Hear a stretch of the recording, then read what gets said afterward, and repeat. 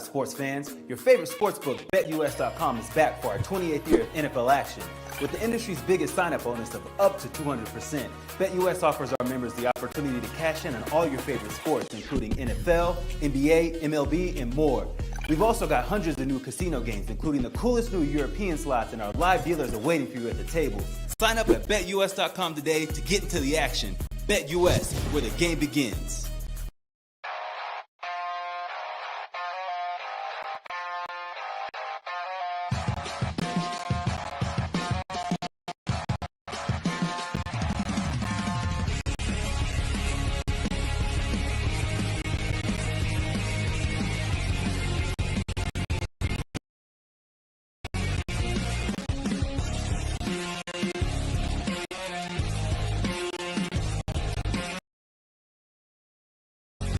Now, broadcasting live from Las Vegas, the Snake Sports Talk Show with Jake Silva starts now. Here we are again, folks, and we are on a new month and on a new day here on the Snake Sports Talk Show. Wherever and however you may be watching and listening, thanks for making us part of your evening. We are all over the place. Roku, iHeartRadio, and all social media platforms known to man wherever you guys get your podcast.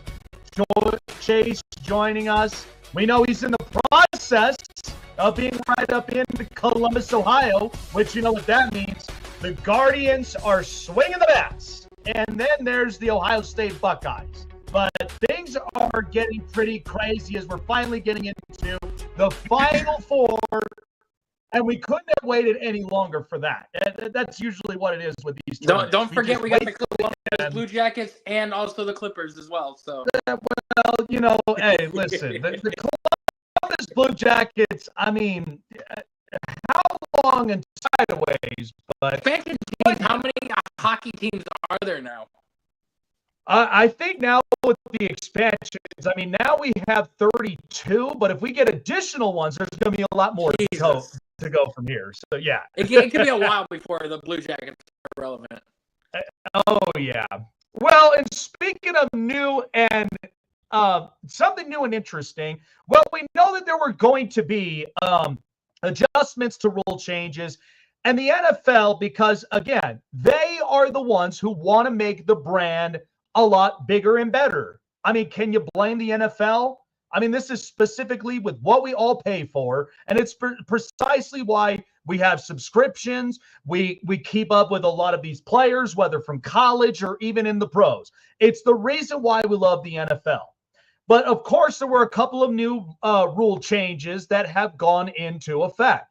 And one of those right now that has been the topic of discussion that has not yet been voted upon by the owners would be the banning of the tush push. And look, I know what a lot of people have been saying, and I've heard everybody's their thoughts, their kind of just their breakdowns of the entire thing as in itself.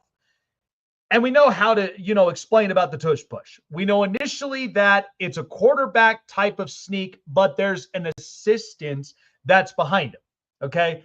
And usually when you look at quarterbacks, quarterback kneels, whenever games are usually over, you have those two protective offensive players that are going to protect in case if the defensive player tries to basically go for the football. But that's usually never the case with quarterback kneels. It usually game over is game over. Everybody's already thrown in the towel. But the tush push initially, what a lot of people have been backfiring on, is because the Philadelphia Eagles are just so damn good at doing it that the other thing is that they get their assistants, whether it's their running back, their tight end, whomever, big body guy, like big body player. Okay. And when you get somebody like Jalen Hurts, who's ideally the perfect height, the perfect weight class, and then he just knows exactly how to just move forward with it. And all you get is a little bit of a push, a little bit of a little bit of force, right? That's usually how it is. And everybody knows when you get that amount of pressure and force, it's hard to contain it, which is why it's difficult to contain the tush push. But it's been labeled as it's been tabled until they get an actual date to discuss it. To me personally, I really wouldn't ban the tush push. And here's the reason why. I understand everybody's flustered. Go ask the small town of Green Bay, Wisconsin, how they feel about it. Maybe go and ask Buffalo up in upstate New York while we're enjoying a little bit of a cup of Tim Hortons coffee. Look, I know how all of you feel with this. You can't stop it. You have no game plan against it. But you don't just give up the towel. Like, you don't give up and just throw in the cards, throw in the towel, and then just bury your head in the sand and think it's impossible, we can't stop it. Anything is possible when you put your mind to it, okay? It's like in a game of chess. You find yourself with your back against the wall. You're not just going to, cry wolf, and then all of a sudden, I can't figure this out. No. The smartest strategic minds always find a loophole somewhere, okay? That's why in military, they are our greatest generals because they know exactly where to put most of our soldiers in place and most of course, all of the utilities in the right spots. That way, they're not caught by surprise by the enemy front lines, okay? Even if you go and you get a chess player, they know exactly the strategy. They know exactly where to catch you in the worst spot and then checkmate, game over. That's the way that it is. But I look at a lot of these physical teams. You think Jim Harbaugh and the Chargers would honestly be for banning the tush push? Hell no, because we know Jim Harbaugh is all about physicality in football. That's what he lives and breathes, okay? He didn't care about it either way. Baltimore, they don't care about it either way, and they are the organization that loves defense. How about Pittsburgh? So there's a way to stop certain things if you just put your mind to it, But this whole idea of banning the tush push thing and trying to make it easier for everybody, I think is a little bit ridiculous and frowned upon, okay? I'm all about trying any and every way to stop it. And like I told a lot of people, imagine on the defense, when you know how on offense, you have the quarterback kneel, why not just have two linebackers up front? You'll have at least a safety that's your safety blanket. And all you really got to do, and I actually talked to a coach off the air, is like cut below them. Cut the legs where they know that they cannot move. And if you do that, that runner's going to be stuck in place. He'll be caught in the mousetrap. He'll be a deer caught in the headlights. And then you have that safety that could basically push back the amount of momentum and force. There's ways to do it. But I just feel like we're kind of wasting our time with this. Because at the end of the day, are we playing football or are we playing football? Come on. Your coaches, you're going to figure it out. And at the same time, you're a player. You're going to find a way, any and every way, to stop the quarterback, to piss off the opposing receiver, and that's that. Hey, I am not all for complaints because in the end, it's just nothing but noise. It's unwanted white noise, and I can't stand it. So we'll see what the verdict is, but I think if they ban it, I think it kind of sucks. But if they don't, figure out a way to stop it. Okay? Just because we're in such a copycat league, just because that you can't perfect it like the Philadelphia Eagles doesn't mean you're the Houston Eagles or you're the Pittsburgh Eagles. I don't care who you are. It's their own thing. Leave it alone. Okay? If they manage to do it, that's their brand. That's their market. Just because everybody else can't do it doesn't mean you have to punish the team who just knows how to do it better than you. I'm sorry. Maybe you could at least take a little bit of a secret recipe to it. You could take a page and figure it out. You know how many times the Buffalo Bills literally used it in the playoffs? Yeah, how'd that go? It's a copycat league, okay? And they all try to perfect all these things. I remember when, New England and Tom Brady tried to do the Philly special. Yeah, how'd that turn out? It was way past his hands, wasn't it? Because he didn't practice it for months. So stop with this spiel. Seriously.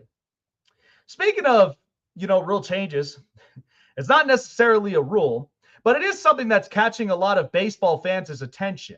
Okay, and I wanted to talk about this for sure because as a fellow former athlete, truthfully, when it came to baseball, football, all the rest of it, I played those sports, learned them, and continue to be a student of the sport. I always do.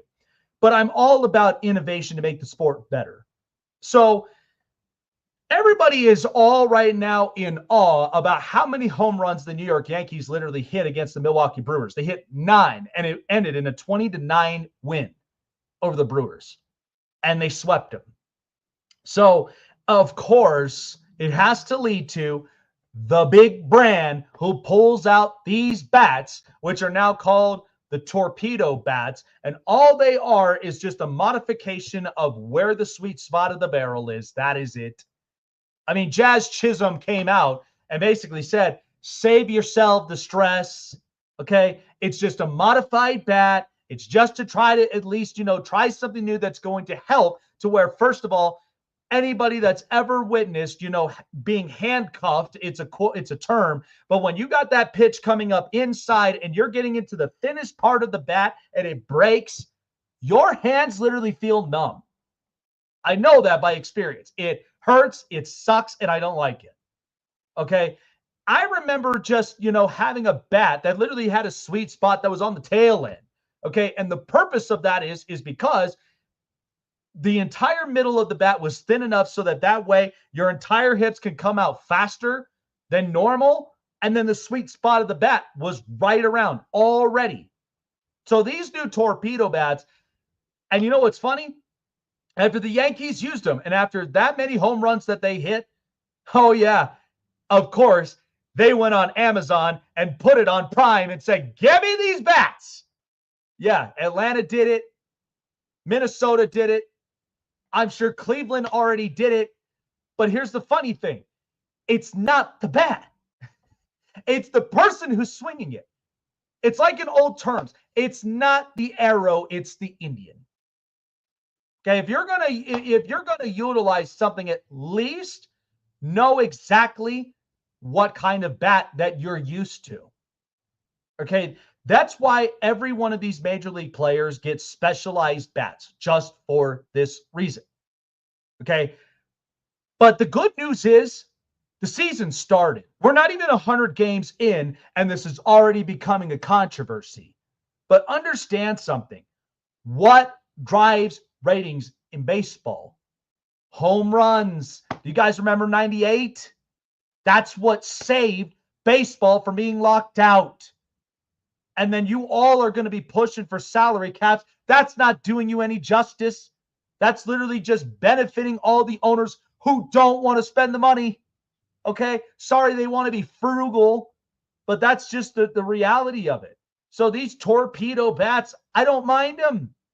If it means that it's less amount of stress on your hands and you get at least a chance to hit the barrel and the sweet spot of that bat, why not? It doesn't make sense to me that some people want to make certain things so controversial. You know what I mean?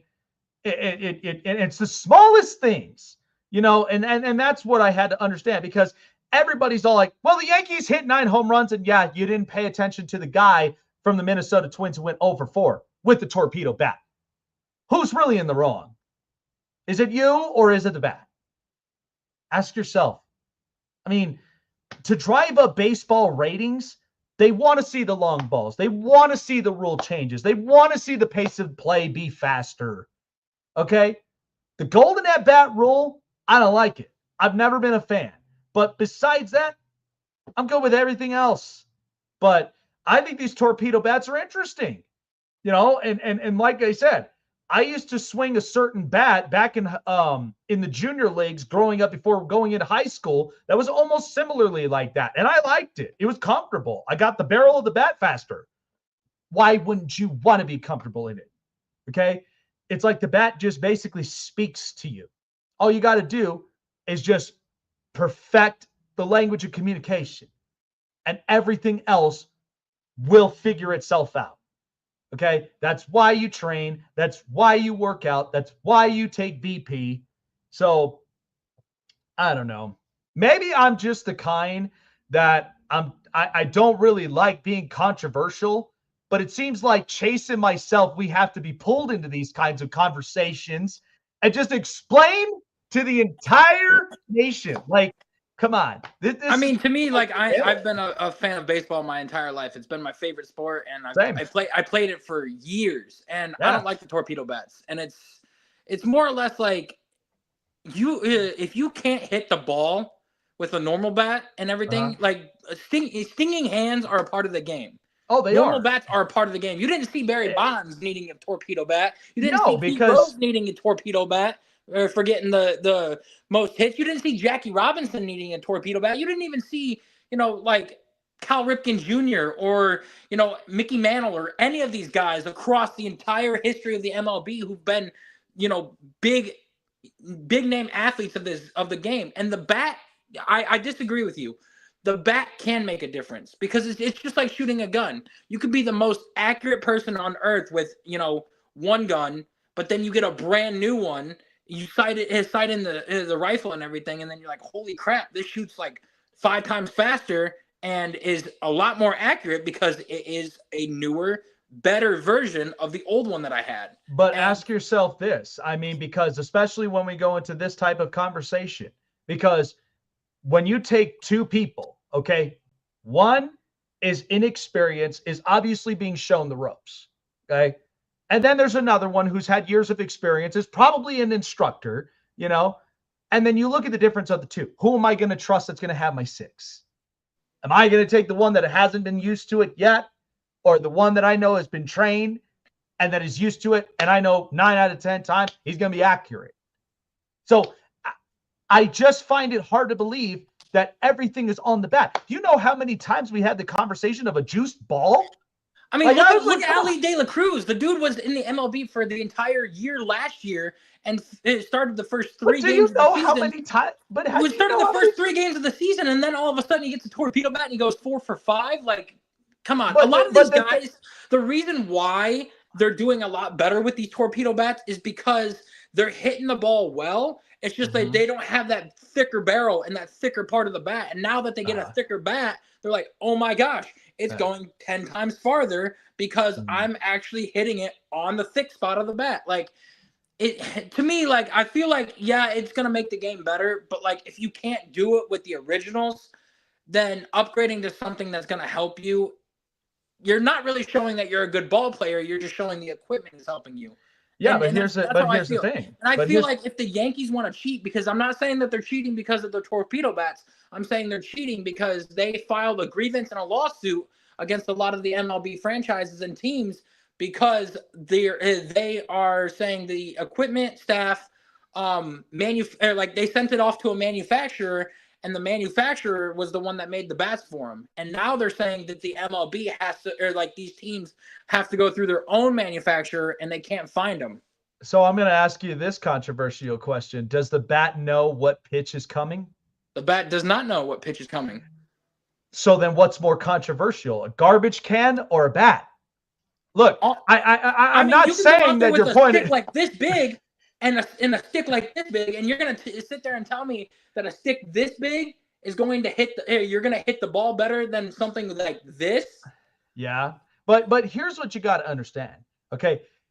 Just because they moved the barrel of the bat doesn't mean that bat is completely corked. Okay. Remember when George Brett, that was the most controversial call that was made years ago, and he threw a fit about it. We all watched the video.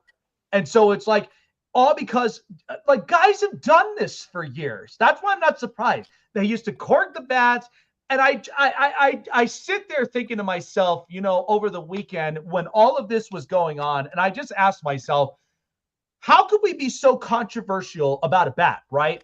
When I lived in the years of where PEDs and steroids were such a huge conversation, the garbage can knocking was such a controversial thing. The pine tar and all of that substance on the baseball was so controversial. But how could this fit in?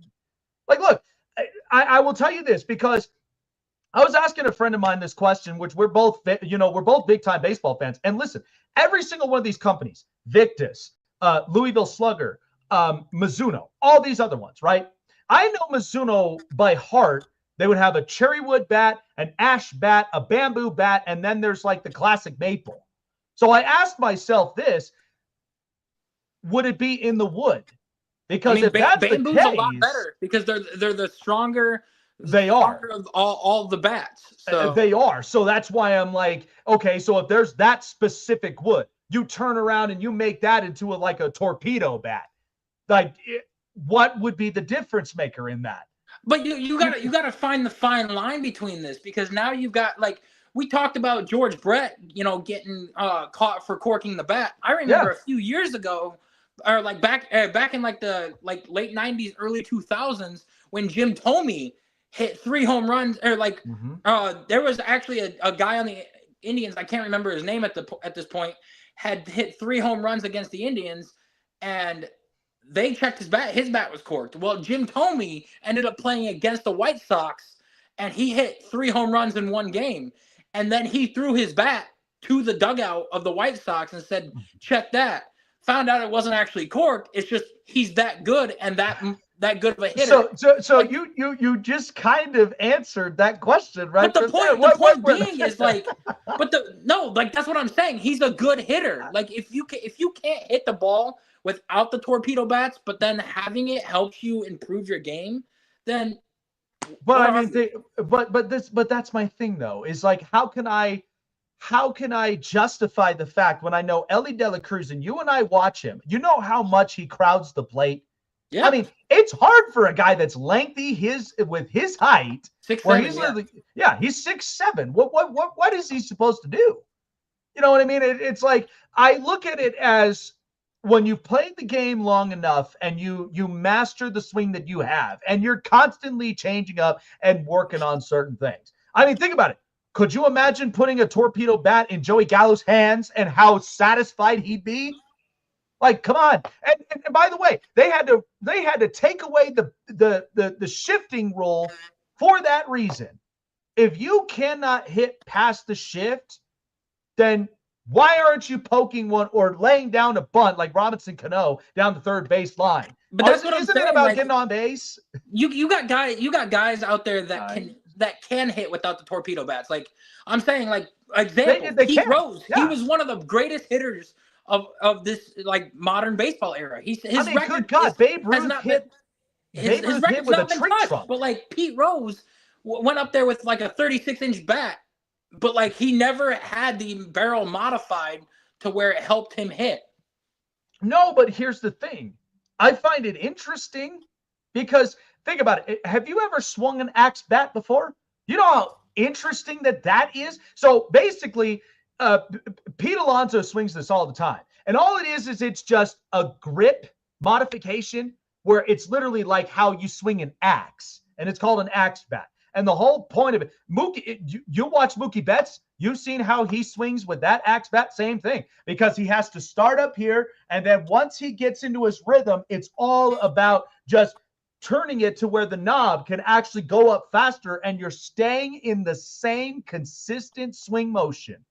You're not changing anything up. Because if you swung a normal one, usually what tends to happen is there's small tweaks. Either you swing up over the pitch or under the pitch, and you miss it. It just happens. But all I'm saying is that, to me, I'm not against this. And the only reason of it is because I feel like the brand of baseball is getting better and better by the minute. Why not? Why not continuously make the game better? Because you know who's really struggling? The NBA. You and I have talked about this several times, and I'm just looking at baseball, and I'm just like, man, okay, torpedo bats, right? Why not? I don't like the golden at bat rule, but if you're going to give me torpedo bats, and look, Ryan Jeffers was the batter in the Minnesota Twins who went 0 for 4 with the torpedo bat. And there is no Guardians that have used the torpedo bats yet. Not yet, but could you imagine Jose Ramirez literally launching? Well, I mean, he came out in an interview saying that he doesn't want to do that because he wants to stay true to natural baseball and everything. But think about this, right? If we're gonna have this controversial talk with baseball with these types of bats, couldn't we just do the same for golfers when it comes to modified drivers? Like, do you know how many modified drivers there are in today's game? Yeah. There's like hundreds. It's like, good God, I just only remember picking up a wood driver and literally driving the hell out of that ball. Okay, I never had golf, this. so I really can't say. But I also want to say, like, the Milwaukee Brewers, like, they made a massive change from just 3 years ago making it to the NLDS to now being one of the worst teams in baseball with having 0 wins so far. And but look, I do think that they should ban the tush push. Well, here's the thing. It's like I said before. I find a way to stop it. If you can't, though. Like, you are a numbers guy, right? Yes. Okay. To better it, I'm a numbers guy, but I am about the eye test. I know by what I see, and that's what's going to make everything valid. But I mean, out of the 3 years that they've done the tush push so far, there's only been 7 times out of a total of 3 years that it's been stopped. Okay. 7. And that is a very terrible number to say there. And the only team that has had success with it consistently is the Philadelphia Eagles. And we also saw in the playoffs last year, or in the Super Bowl, when they stacked up Chris Jones and a whole bunch of others that were trying to stop it, and they couldn't. Chris Jones ended up getting a kink in his neck because he was trying to dive forward and push everybody, and then ended up getting his neck hurt. But luckily, it wasn't anything severe. But all I'm sitting here and saying, like, you've had 7 times out of the past 3 years. That's like 2 games out of the past 3 years, like, per season, and then 1 extra where you've actually stopped the tush push 1 time. And they do like 60, 70 snaps a game on the offensive side of the ball sometimes. Well, I've talked to a coach off the air, and the trick that he gave me that nobody is incorporating right now at the pro level to stop the tush push is just cut him by the legs. That's all you got to do. What do you mean? So basically, when you got the defensive line, right? Yeah. And the one thing is the offensive line is going to put pressure. They're going to push. They're going to be forceful. When really, if you actually get them by the lower half, right, what's going to happen is they're going to be stiff in place. They're not going to move. They're just going to be like, they're going to fall down. It's like, when you play a Jenga block and then all of a sudden it falls down when you make that initial move. That's what this is. If you go after that lower half, well, but here's the thing. Some of them have been successful with the angles. Some of them may have not. But if you continuously, I think of this way, is that if there's progress being made to stop the tush push, at least find the technique and push that even more to where it will stay in place. Because then, because here's a scenario. Okay, so you said get low. What the Eagles do is they already get their offensive linemen to go low and up under the people. If the defensive line and all the other people try to go lower, what they're going to do is the Eagles players are just now going to push them down and just push them. Now it pushes the offensive line forward, and then the quarterback can go over that. Well, that's why and I hate to be punny, but that's why you got to go lower. Okay, I mean, like Limbo, you get it lower to where the offensive line could just impossible. Look, if the offensive line could just fall on top of me and there ain't moving, and then I got that safety right up over there in the back being my spotter, and then just be able to just push back. I mean, anything is possible. That's the only thing that I could always say is anything is possible. It's damn near impossible because they've done it for 3 years now, and they've only been able to stop it 7 times. And like the fact is that every other team, the Commanders have tried it, the Bills have tried it, the Chiefs have tried it, the Ravens have tried it. Like nobody's had the same success that the Eagles have had because of it. I mean, it would be different if everybody's having the success, but that would be like me and you playing a match of cornhole, and I got these special bags that I got approved by, the committee, but every time I throw them, they're a lot lighter, and I just keep sinking them in the hole every time. But, you can't stop me because of that. Oh, well, there's one way I could stop you. Just crowd the hole. Good stuff. Listen, I just came out of the gym for like an hour, and I'm fired up. All right, I'm fired up this week, so I love it. But, and that's what I like about me and you is because we got different, opinions on this kind of stuff. Like, we do. I'm a traditionalist when it comes to this kind of stuff, like with baseball and everything. And there's certain things I like that they're changing about the game. Don't get me wrong, but there are certain things that need to stay the same. And I'm the kind that I'm just like, look, I'm a glass half full optimistic guy. Okay. But I do know by the numbers, but I also do know by what my eye test shows me. Okay. Because it's not just me being all about analytics. I'm all about manalytics because I see things, I evaluate them, and it comes to a conclusion. Whatever valid statistic I have and what I'm seeing out there on the field is going to justify how I feel about a situation, a player, and a team. That's literally what this is all about. I mean, hell, we're getting, God, I can't even remember how many players that there are on a 7th round of a draft. I have so many justifications for all these players. You know what I mean? So it's why we continue to evaluate because we know the fit, we know the place. And so it's just like, at the end of the day, are they good fits or is this maybe going to be something I want to avoid? But yeah, no, good stuff as usual. I was talking about this and we're going to be talking a little bit more about it on the break. But once again, it is validating the reason as to why. And I know Chase is going to look at me sideways of this because that was my hottest take. You know exactly what this is, but this is proving more and more of my point. That the Pittsburgh Steelers could be in trouble, and I'll tell you why. Well, like I said, folks, we're already springing forward and springing into action with Major League Baseball, and the only way to spring to the fences to get into the big prize money is just by going on to BetUS.com for all of the best betting lines all baseball season long. 162 games a year is always a long season, but it's a fun, enjoyable season. I know a lot of baseball bettors out there, and they love it. But check out BetUS for yourself. They got all of the best bet lines to choose from, not to mention their most award-winning sports book in 30 years in the country. Okay, it's why they're the best of what they do. Not to mention when you sign up, the best thing you can get is your very own account manager to give you the best experience when using BetUS for yourself. Not only that, but even the best casinos.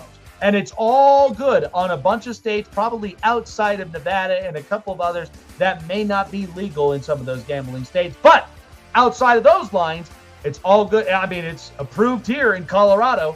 I'm sure it's probably approved in Ohio for sure. But get on BetUS.com today and sign yourselves up. Don't miss out on the action of Major League Baseball. Stanley Cup playoffs is heating up, and I cannot wait for it. Like I said, I'm going to be going to a game. So, of course, I got to bet on my boys. I cannot bet against the house. Gambling problem, call 1-800-GAMBLER or seek therapy in your respective state because we don't want you to gamble irresponsibly. We want you guys to enjoy it the best way possible and get in on the action and get on the edge of your game with BetUS.com. BetUS, where the game begins. Want to find your seat for the event of your choice but can't get one that fits your desire or your budget? Well, my friends, SeatGeek has you covered. SeatGeek is the official sponsor of the Snake Sports Talk Show. With a list of over hundreds of events to choose from, SeatGeek will assure you that you won't miss your seat with the amazing view of your choice at the most affordable price. Whether it's looking for your best seat in the house of your favorite sports team, finding live concerts that get you closer to your favorite artist, or enjoying your spot at your favorite live shows, comedies, and more, SeatGeek has it all just for you.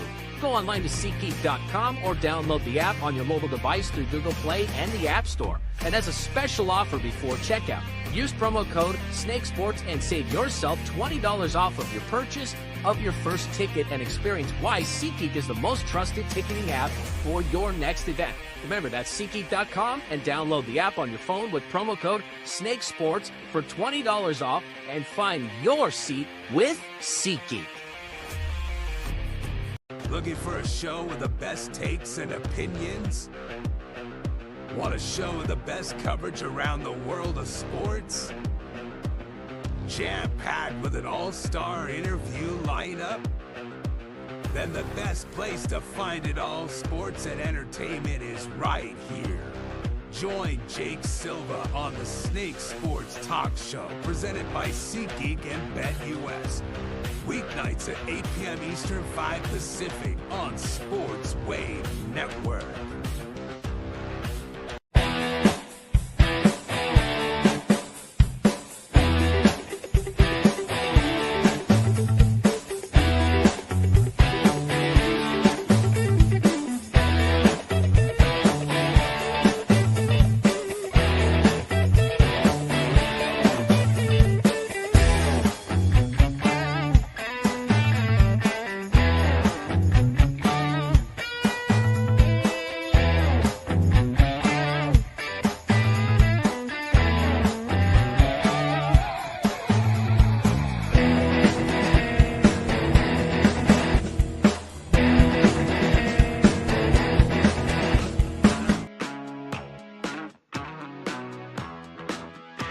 So, a couple episodes ago, and Chase was my witness for this one, but he looked at me sideways when I said that I would take the New England Patriots over the Pittsburgh Steelers to make the playoffs, okay, to be a wild card team. And they thought, oh, it was outrageous. It was outlandish.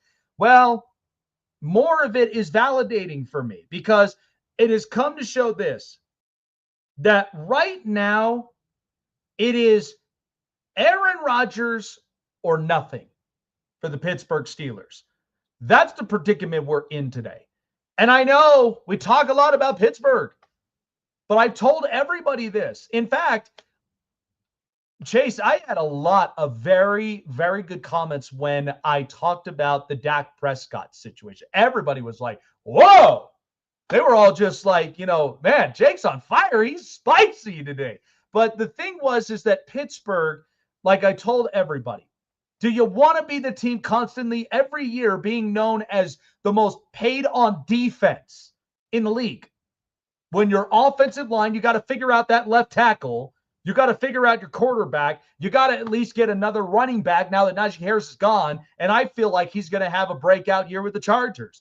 You got to figure this stuff out. And then not to mention, you got DK Metcalf, who you paid big overhaul money for. And if there is no connection or chemistry in that locker room between him and George Pickens, you're in deep trouble. And so Aaron Rodgers, the thing that I think is interesting is that I think Aaron Rodgers, he's kind of playing this smart with Pittsburgh. He's not holding Pittsburgh hostage. I think Pittsburgh is kind of holding themselves in purgatory. And the only reason of it is they haven't figured out quarterback since Big Ben retired. Okay, that's the knock.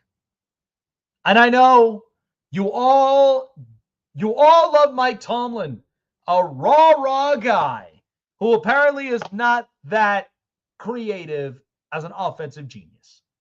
Not as like a Sean McVay, not like a Kevin Stefanski, not like a Kevin O'Connell. Hell, not even a Jim Harbaugh. So all is on the line for Mike Tomlin. I mean, somebody predicted this, that the Steelers would officially have a losing season under Mike Tomlin. It is going to happen because if you looked at the win-loss totals, the odds right now, they're already out. And I know Chase is like, that's outrageous that the Browns are at 5.5. I would agree. But for Pittsburgh, I'm taking the under. I believe it was like 9.5, 8.5, something like that. I'm taking the under. Sorry, Pittsburgh fans. You'll probably end up putting me on a wanted sign. Maybe, take a picture of me and throw it into your bonfire. I don't care. Okay, I've been telling you this, what you needed to hear. If you don't want to hear it, I get it. But what you needed to hear is that most of the time, defenses is not going to always win you games if you cannot fix that offensive line. Your quarterback won't have time to throw to a lot of your offensive weapons unless you actually beef it up. Maybe you go and get a running back to at least sustain a healthy run game in order for your quarterback to make better throws and less mistakes. There's been many teams that have done that in the past year in the playoffs. So I'd say get with the program, because if the Pittsburgh Steelers are honestly, if you think they're a playoff team today with Mason Rudolph as your quarterback, get real. I don't see it. I would rather trust Mike Vrabel, a stacked defense, and at the same time, I just got Stephon Diggs amongst a bunch of really young wide receivers. And even if I went and got another one, they spent some money. Okay. And people that thought that the Stephon Diggs thing was a terrible deal, some people speculate that. To me personally, they kind of needed a little bit of speed. They needed something for that because they couldn't trust anybody else when it came to that. They were all young, they were growing, and they were only going to get better.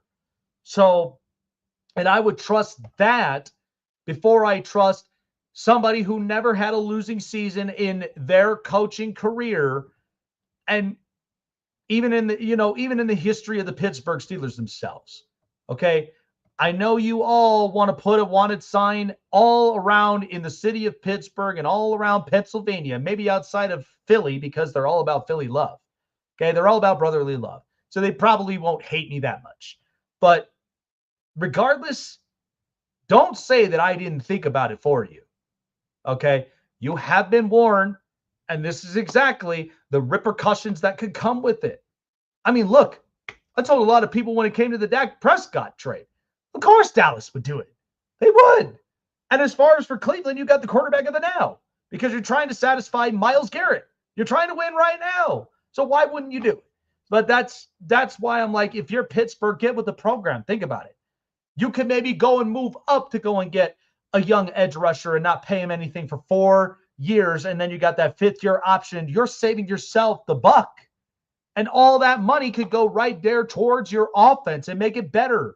That's all you got to do. It's an offensive-centric league. Yes, you got to have a defense. I do not disagree with that. But offensively, if you don't have that offensive line and that run game, good luck with your quarterback and good luck with your offensive weapons. They are not going to mean a damn thing if you don't get that solidified. Chase with the news. This is the Hot Press. And am I wrong for saying that? That's why I'm like, I don't really take Pittsburgh seriously with this. I've predicted like 3 years now that they'd have a losing record. And even the year that they had Kenny Pickett, they went through Kenny Pickett. When he got hurt, they put in Mason Rudolph. And if it wasn't for him, it would have went 7-10 and 10. Yep. Instead they went 10-7. So, I want to sit here and say, yeah, but until it actually happens, I'm not going to believe it because we've seen Kenny Pickett, Mason Rudolph, and a third stringer. I forgot who the Duck heck Hodges. Duck Hodges. Like, we've seen guys win games for Pittsburgh and not have a losing season. The worst he has done is 8-8 and missed the playoffs. But how many of those games? I really don't. Like, I could see Mason coming in. For some reason, he plays good with Pittsburgh. But honestly, ask yourself this. How many of those many games in the 3 years, right? How many of those games were bailed by the defense? Because like I said, towards the end of the season, it comes that much. The defense. That's what I'm saying. That's what I'm saying. You cannot. Is, like, if the defense holds out for like the first half of the season, and yeah, they're failing in the second half, but they still make the playoffs and everything. That's what I'm getting at. Like, they're not gonna have a losing season, ever. I don't see it until Tomlin retires. I don't know. It may be possible that this year could be the one table that turns. And if the only reason $20. like that's how confident I am and stuff, right. and them not having a losing season. Because, I can definitely see that happen. But let's get into the news. We've had the owners meetings, and we've also had like a lot of coaches and GMs talking about rule changes and everything. One of the interesting pieces that we have seen throughout the owners meetings is that Jimmy and Dee Haslam has firmly come out and said that Deshaun Watson is not going to be a Cleveland Brown anymore for their football. Okay. And I don't know if you saw the interview and what they said, but they said we took a huge swing and miss and we lost a lot of draft picks with the trade and the decision that we had, and we just want to recoup picks and move forward. He did say and confirm that they are looking to go young for the quarterback room this year. So does that mean that my Dak Prescott take is maybe not so insane after just with that with Deshaun Watson? I mean, look, I looked at the numbers. I looked at exactly, what it's going to take. I just don't understand the pushback upon this because Cleveland's doing themselves a favor. We won't be able to afford it. He has a no trade clause, and not to mention, unless they want to go younger, Dak Prescott's like 31, 32 years old. Yeah, so like this is the thing. It's like even if you got Dak Prescott and you did like a pick swap, right? Because that would move Dallas from the 9 to the 2. Okay, and then here's Cleveland comfortably right at that spot. And like I told you, is that Cleveland has some spots that they could very much fill in. Defensive line, maybe a corner, and even and a safety. Yeah, so there are some of those pressing matters that could come into play, because ultimately what that's going to guarantee you is, okay, that's going to guarantee you 2 years max, because you'll have this year and then you'll have the next year. And think about this. If the Cleveland Browns, let's say hypothetically, they came away with 10, 11 wins if they acquired Dak Prescott and they just moved on from the Deshaun Watson thing, because whose job is going to be safe? It's going to be Andrew Berry's and Kevin Stefanski, because they're going to come to realize they were not the problem. Okay, they're going to realize that. All of this, in fact, I've heard even, in the interview where Jimmy Haslam finally is taking accountability for the mistake. What have I been saying to everybody? It is not the coaches. It's not the GM. It is mostly you are with what your ownership is. And Jimmy Haslam tends to be the fork in the road for this organization. And they were on such a good build until all of a sudden you go on and make this move, and what are they supposed to think? So I think that in this case, you're doing yourself a favor by this, because I guarantee you this. If you have the restructure and Dallas is kind of like, yeah, we're not going to end up going with it, how fast do you think Dak Prescott could waive his no-trade clause? I'm telling you, I don't see him doing it for happen. Cleveland. I really don't. I just don't see it going for Cleveland. But what you said gives me a lot more respect for Jimmy, because the fact that they're able to own the mistake and live up to it and realize that they made one. Right. And then not to mention how they handled the Myles Garrett situation. They always say that the owner interferes too much. Jimmy's just like, go talk to Andrew, let him deal with this whole thing. Right, because the last thing you want to be is you want to be a David Tepper, and you want to be a Jerry Jones. And hell, even if you're trying to be some of these meddling owners, it never works for anybody. It never, ever does. I mean, I was glad of the fact that Dean Spanos never really got in the way when it came to that, because how many coordinators have truthfully worked since Marty Schottenheimer got fired in the 14-2 season? None of them.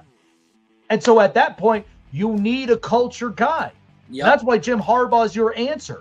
So once you figure that out and you finally ripped off the narrative, oh, he's not going to spend more than $10 million on a coach. Well, there you go. Now you're paying $15 million, and you're getting the better quality of it, because that's the ones that's going to translate those losses you always add into W's. Now, sticking with the whole Cleveland Browns for the news, because a lot of the news has to deal with them, Jimmy also said in the same interview that they are not going to force a quarterback at 2. So if they don't see Shedeur Sanders as an option and everything, and they think that they could get like a Jackson Dart or Quinn Ewers later on in the draft, then they will go with the best player that they deem fit for that number 2 spot. Because I know one thing for sure is Jimmy and Andrew went to Abdul Carter's pro day, while Kevin went to Jackson Dart and Shedeur's pro day. And none of the other guys, scouts, GM, or anything, were out at those other pro days. The only person that was there was Kevin at the 2 quarterbacks pro days. So that's what I'm saying.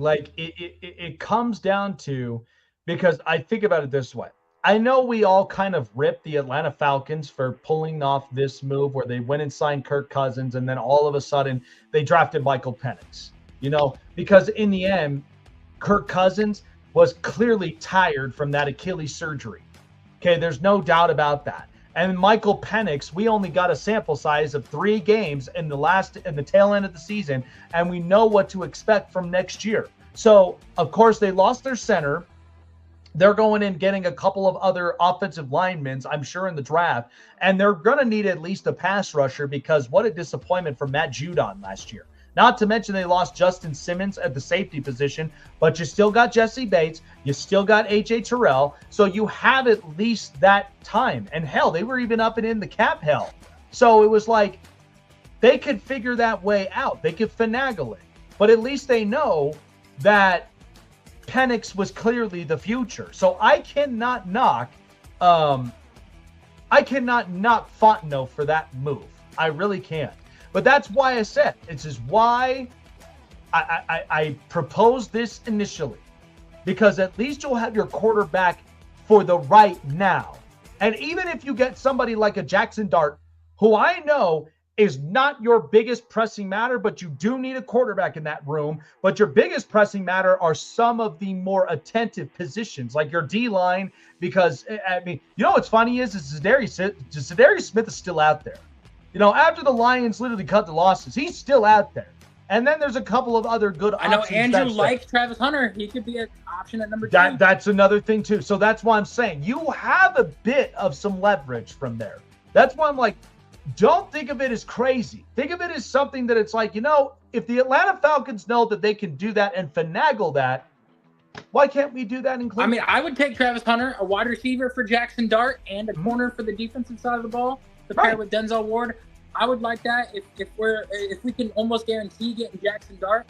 I would love that option. And maybe you get lucky enough that if you maybe get lucky enough if you get Caleb Downs next year, and then all of a sudden you got another corner right there in case of whatever happens with Denzel Ward. I mean, I would love. Well, Caleb Downs is a safety, and he's arguably the best safety in all of college football, and I would love that. We need a safety badly, so I definitely see us coming out of this draft. But going into other news, the Titans have guaranteed that they might not go with Cam Ward.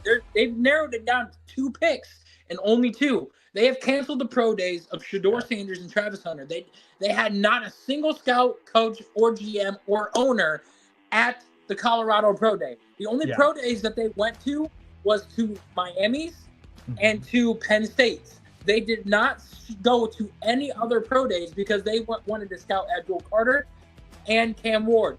And it is going to come down to either of those 2 for the number 1 overall pick. So that's what I'm saying, because I know I was talking about this when they initially said that they were going to roll with Will Levis. Well, here's the deal. I don't want to look at Will Levis as a failed project, but we know that he has to progress. We know that he obviously has to get the ball out of his hands faster. He needs to make those quick decisions. I don't truthfully think he's a terrible athlete. I think he's very impressive in some areas, but we know that he's got to clean up his act. But like I said about Tennessee is that they have such an underrated defense nobody really talks a whole lot about, because they held a lot of opponents to yards. They've held a lot of opponents to certain down situations. Like they were the top 15 in them. So there's progress to be made there. So even if you bring in an Abdul Carter to fit in with Jeffrey Simmons, that's probably a bigger get. So, but and we then all wait until the talk quarterback about next year, because you go get Abdul Carter, go get a Matthew Golden, Isaiah Bond, Emeka Ibuka, somebody to pair with Will Levis to give him another chance or another option to see if he can actually perform. And then if you build this defensive side of the ball with, adding Abdul Carter and a couple other pieces, well, now, you've got a top 10 defense to roll into next year. You get your quarterback of the future, and now you're ready to roll with this team and everything. And Will Levis is not the guy. Yeah, and you know what? With what I've seen, there are draft stocks that are rising up and draft stocks that are plummeting. So what that tells me is, when I look at a lot of these prospects, are there going to be an outrageous amount of trades in the middle of draft night? There could be. Because there could. I think there's teams that have already made up their mind. There's teams that, if it fell to their lap, they'll consider it. I mean, if Ashton Genty fell to the Raiders, you think the Raiders would consider it?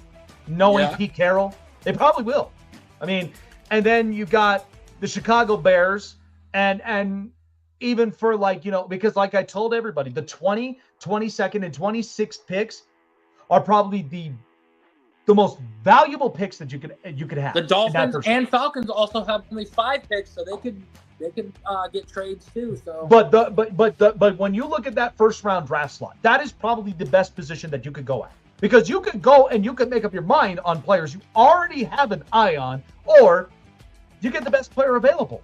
It's that plain and simple. So it's it is kind of interesting. So, but yeah, I never saw Tennessee really looking at quarterback for the amount of times. I mean, I know that it could be a shocker if they do, but then I'm wondering to myself, what in the hell are they doing?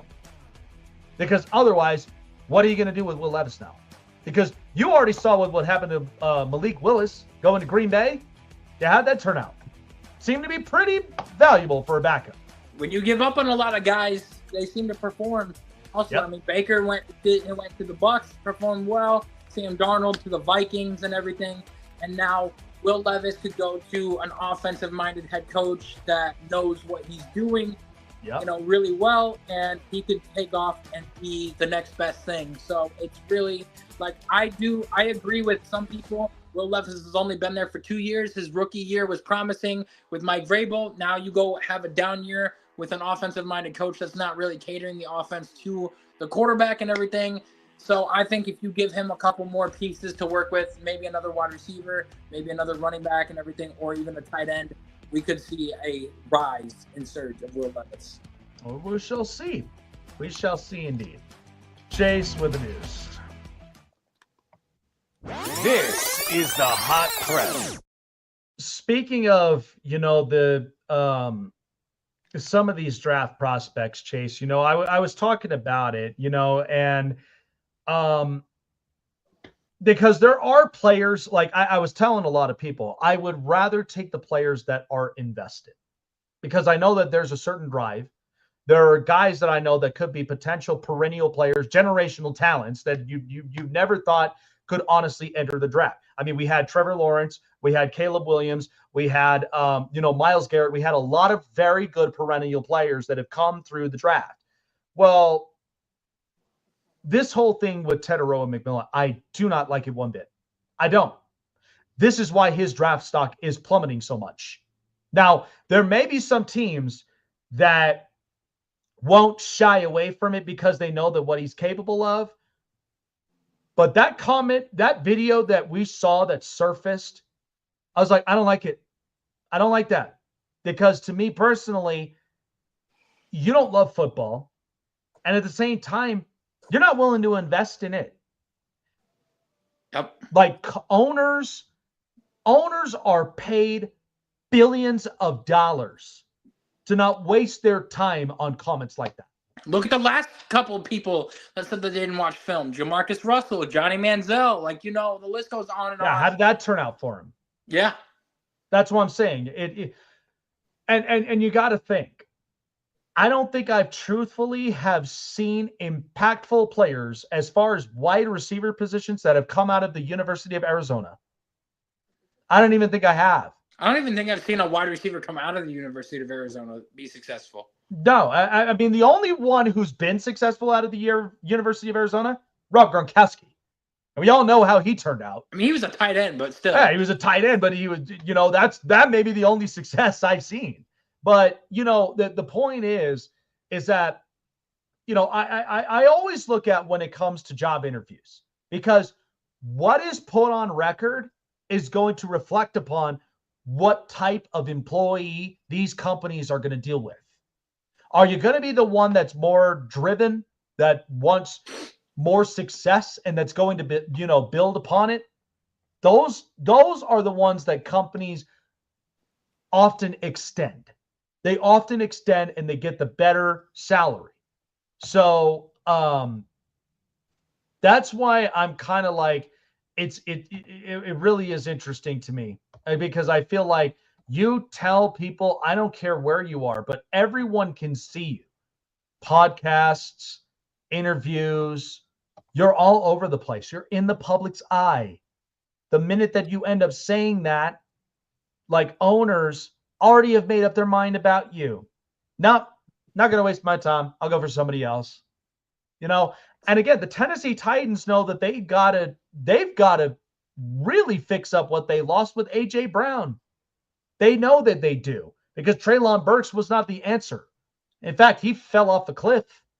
And so when you think about somebody like Tetairoa McMillan, I don't think he's a bad kid, but I just think when you make a response like that, it just tells me what your judge of character is. Yep. So that's why, like, I look at all these other impactful wide receivers. I watch Matthew Golden. I mean, I loved watching him in the college football playoff. That kid's going to be very impactful. I'm starting to get some buzzes about Luther Burden, where some people are like, he may not be all that. But you could get some of these receivers late in the rounds. Like I've been saying it. I think the kid that kind of feels, how do I say this? I think the kid that kind of feels terrible with the way that he performed in the combine, but I think is a grinder, and that's Xavier Restrepo from Miami. I mean, he didn't have a good pro day running a 4.840 and everything, but I'm telling you what, he can catch the ball and make plays. That's why I would never give up on a project on somebody who's trying, because initially I want somebody who tries and will finally get there than somebody who possesses that and doesn't really give a rip, because then that's initially where those tables turn. I mean, how long did it take until we finally figured out about Cooper Kupp? And the guy's so impactful. And so when you think of somebody like Xavier Restrepo, I think the kid's going to be great when it comes to slot options. I mean, you've seen it. Great hands, really can get the separation. And then eventually when he bursts up into speed, he's gone. Yeah, and Restrepo had broken the record at Miami for the most receptions and receiving yards by a single wide receiver. So I mean, I'm looking at Tua. I'm looking at that wide receiver from Iowa State. There's so many of these guys. The list itself goes on, because you're either are going to be one of those impactful players in the depth chart for wide receiver, or you're going to be a special teams unit. That's usually what happens with some of these guys. But yeah, I didn't like that comment. I really didn't like it. I was just like, you're setting yourself up for failure already before you even entered into the league. And again, who knows if one of those organizations draft him, because I've heard some buzzes, like Charger fans been talking about, Tet McMillan, and they're like, go get him. And I said, well, hold on. Just because after that comment, is that really screaming a Jim Harbaugh guy? I like Luther. Luther's been really down to earth, has shown that he knows what he's talking about as a football player, and has put in the work and is dedicated to his craft. So, a lot of people are knocking him, but I'm telling you, like, he really wants to be a good football player. Honestly, I like Matthew Golden. I like a possession receiver. Yeah. Because, it's funny. You look at the difference between, because I was having a conversation with somebody about this, because it was talking about, the combine, all the things that go into play when it comes to the combine, because you have your 40, you've got your skills, practices, and all the rest of that. And some of them are like, the 40 is important. And I said, well, we had Xavier Restrepo, who didn't run a great 40, but he's trying, and he's got great hands. So to me, when I talked about it with receivers, I was like, here's the guys that I would like. Okay, I like the guys that know that they have a burst. What do I mean by that? Well, possession-type receivers, guys that are capable of creating their own route tree where they can get open. Ibuka is one of them. Keenan Allen, Lad McConkey.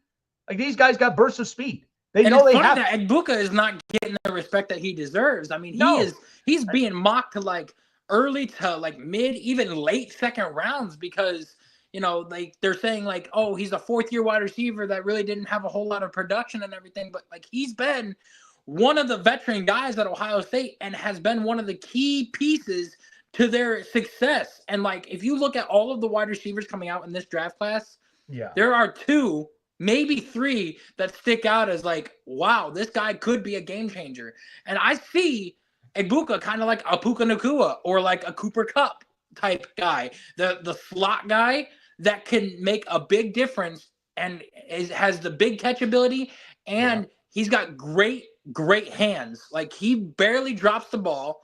He has good separation, and he's got the ability to make his own route tree. Yes, and so that's what I'm saying. I mean, even when you look at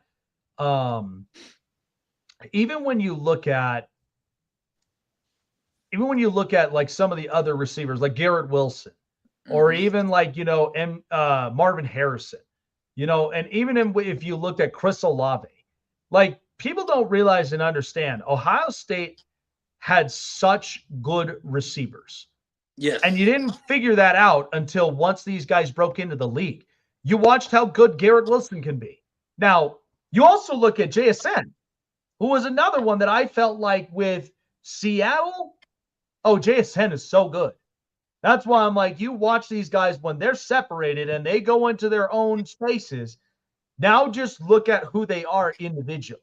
I mean, Garrett and Chris both said that JSN was the better out of them three. Like, he was the better wide receiver out of those three, and said that, like, if he gets his chance, he can make an impact. And the fact that he didn't even play all but 2 games his final season at Ohio State, and he was still a first-round pick. And isn't it just crazy that it comes from a product of a guy like Brian Hartline? Yeah. You know, because I watched him play in Miami, and I really thought that, like, he was something. But the minute that he's coached up these kids, I mean, that's got to be a fun time coaching up Jeremiah Smith. Yeah, No, he was he was a good slot receiver in the NFL with the Dolphins and the Browns and a couple other people. Yep. But, like, coaching these wide receivers and now being the offensive coordinator, that's why Chris Henry Jr., a 5-star wide receiver, was able to be, or he, like, Oregon was trying to, have him decommit from Ohio State to come to them. And I know that there was a lot of other people that were trying to get him to decommit. But ultimately, he chose OSU because of Brian Hartline. And he said that himself. He's the full reason why. Oh, yeah.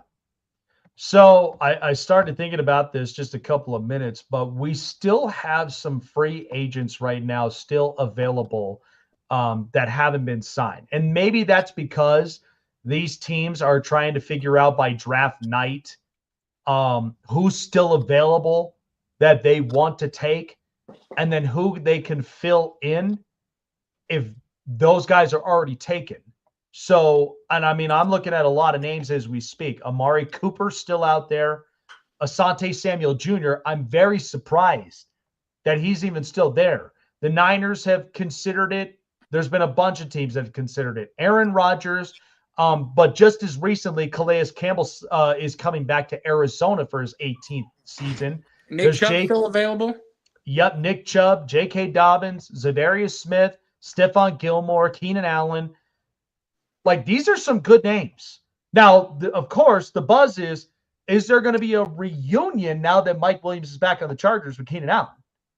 And they've been flirting with the idea. I've been watching IG stories, and, I mean, it's quite possible. And they've been talking about it, but they're kind of seeing what could potentially happen in the draft. Now, again, it could be multiple trades. It could be free agent signings that, if that draft pick, if it didn't land in your lap, then you're kind of like, okay, let's bring him on. So anything is possible. But, you start thinking about this because I think about this even from a fantasy football perspective, because the fact that we have these guys only will tell you exactly where their value is on the fantasy rosters and who could be sneaky waiver wire pickups. That's what I look at, because these could be guys that could be very, very valuable on the waiver wires. But, yeah, it's going to be an interesting night, and we're already 27 days away. We're already that far away. And I ain't making, like I said, I know everybody's all been pushing for the joke and all the rest of it. I ain't got no jokes. I ain't got no jokes. Why do I gotta, push that narrative out there? Oh, and I hate to tell you, Chase, but Ryan Day got fired. Nice try. Anyway, I figured I'd do a little bit of fooling from there. So appreciate everybody for joining us here up onto the show. We're back at it again here this week. Appreciate everybody for joining on by. And yes, we promise to at least get some on, because we got to know what's going on in the UFL. We got to know what's going on during Major League Baseball season. So really appreciate everybody for stopping on by with Chase and myself. Enjoy the rest of your night, and we'll see you guys on the next episode of the Snake Sports Talk Show. Take care, everyone. April Fools.